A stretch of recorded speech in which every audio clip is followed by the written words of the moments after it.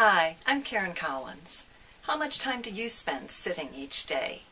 For many of us, adding up time at our desk, commuting, and in sedentary leisure activities, it's quite a bit. In this third and final portion of my interview with Barry Braun, Associate Professor of Kinesiology at the University of Massachusetts Amherst, he shares with us the latest research linking sitting time with appetite, weight, and health. Well, is there anything else that you think people are missing in the midst of all the current news and misinformation around that we can set them straight on? The one thing, which I'm going to talk about in the last part of the talk, and which dovetails well with this inactivity physiology stuff about sitting and moving around and how the detriments of sitting are really manifested in poor health, is we've done some studies looking at the effects of sitting and appetite. And it's interesting. You think that, well, exercise, doing more exercise makes you hungrier and eat more. Maybe sitting should, when you're doing less, should make you eat less, but it probably doesn't. The hormonal effects and the appetite effects of sitting are negligible, meaning if you sit all day and burn very few calories, you're not less hungry and you don't eat less. So the problem with sitting, too much sitting, is double. One, you have the effect of the low energy output, but now you also have an effect of potentially at least as high or even a greater energy input. So people are not only moving less, they're also potentially eating more. So the inactivity, the sitting, is really a big problem in both the nutrition world and in the exercise physiology world. It's interesting that that's been documented, because I've noticed that for myself. If I have a more sedentary day, I can say, why am I wanting to eat more? I shouldn't. And I can see it in my dog. Yes, that's right. And there's purely, avoiding any diet mentality or restrained eating or anything like that, and you can see it played out before you. I heard someone once say, unfortunately, I'm so sedentary that I just can't eat little enough to balance my weight on that.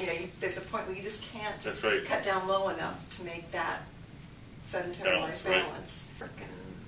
Yeah, people really do need to take seriously this idea of getting up, moving around, taking breaks, and that even goes for us exercisers. I mean, your readership didn't see the talk that we just went to, but I'm one of those people who sit, hour of running, sit. I mean, when I'm not running, I'm sitting, and I definitely need to remind myself that I can't, I'm not going to really get all the benefits that I hope to if I'm going to spend 23 hours a day being inactive and only 1 hour a day being active.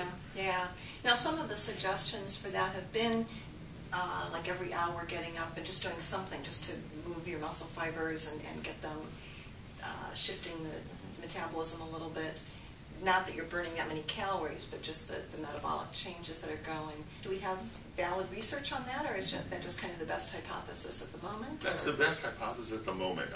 What those breaks do, we don't understand, because it's not calories. It's really surprisingly small amounts of calories that get burned. So it's not, we don't think related to calories, directly related to calories. It's something about actually changing posture, activating muscles.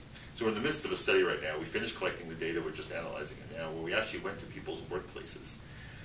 And with a script, we would follow them for 8 hours a day and tell them, okay, sit, okay, now stand up and walk around for 2 minutes. Okay, now sit back down. Now stand up and walk over there for 3 minutes. So we actually have, in different conditions, days when they basically did just sitting or very little moving, days when we had them sit and take a lot of breaks, and days when we had them sit and take the same number of breaks, but for very short periods of time, to try and get at what is it about the breaks. Is it the energy you're expending? Is it the duration of the breaks? Is it just how many you do? Because the mechanistic part of what is it about taking these sitting breaks that helps, I don't think we have any idea. Okay. So the evidence is pretty good that it does do something, but we just don't know what. No, from in terms of what is happening when you move from the sitting to the standing position that's causing some kind of benefit, I have no idea. I mean, I can guess. It's blood flow, it's muscle activation, I don't know. Because there are some enzymes that are activated and transport and things like that happen differently. But yeah, so there's, you could postulate about 200 different things that could be important, but I don't know how to decide which of those really are the ones.